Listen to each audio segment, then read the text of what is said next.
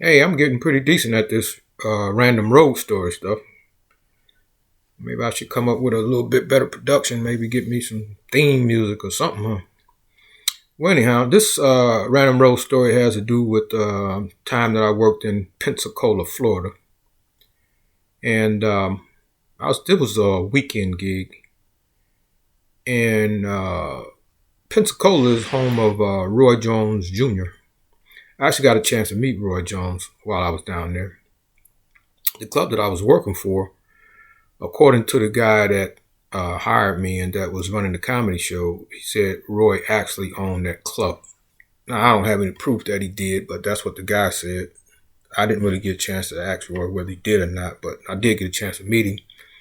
But it's sort of a two-part story. The first part is me actually doing the show there at the club, which was packed, of course, and it was a nightclub, not a comedy club. It was a nightclub that did comedy shows.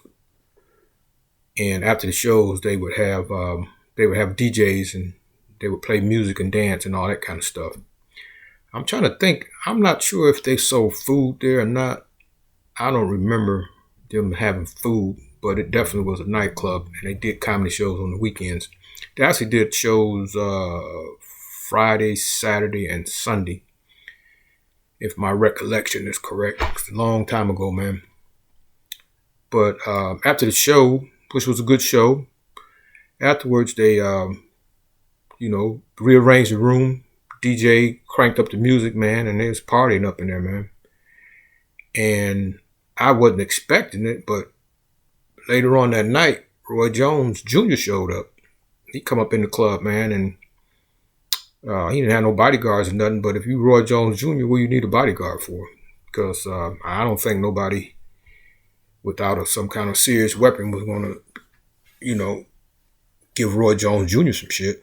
So I know I didn't see nobody causing no problem. But anyhow, the guy that hired me to do the show introduced me to Roy, and I didn't have no conversation with him or nothing, man. He just shook my hand and asked me how the show went, and you know, thanked me for coming and doing the show, and that was about the end of it. But the second part of the story is I hung out there that night and had a good time, and afterwards I went back to the hotel room, which was it wasn't no 5-star hotel or nothing. It was a decent hotel. It actually was a motel. It was a decent motel. The grounds were manicured and pampered and done up real nice. The hotel itself was a nice hotel. The rooms were clean. The linen was clean. So it's late at night, man. I don't know, 1 o'clock, 1:30 in the morning. I'm tired, kind of wore out. So I get in my bed. I fall asleep. So in the middle of the night, man, I feel something crawling on me. So I jump up, man, and I throw the cover back, turn the light on, and of course, there's a roach in my damn bed. Now, this is not throwing shade on the hotel or Florida or any of that kind of stuff. When you're in a tropical climate, man, there's insects, bugs, lizards everywhere, all the time. So it wasn't no shock that there was some kind of critter in my room because there's critters everywhere down there. It don't get cold enough to kill off, a lot of the insects and stuff. So I'm looking around on the floor. I don't see where the damn thing at. I say, all right, man, I'm gonna go back to sleep. So I get back under the cover and I fall back asleep. I feel something crawling on me again, man. I wake up, I throw the cover back, turn the light on. Another damn roach in my bed, man. And these ain't no like little small, what we call German cockroaches. These are big ass palmetto bug type things, what we call water bugs, right?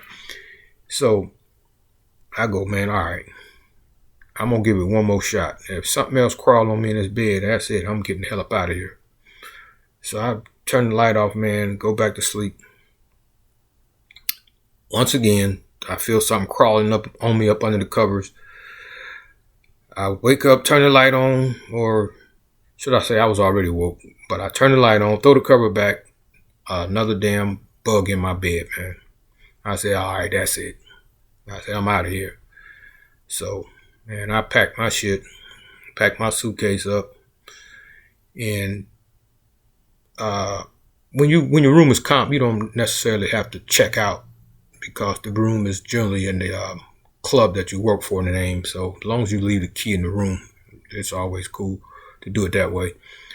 So I pack my stuff, I leave the key in the room, lock the door. I get in my car, man, and this is like, man, this had to be 3:30, 4:30 in the morning now. I got a 4.5 hour ride back to Birmingham because I was living in Birmingham at the time.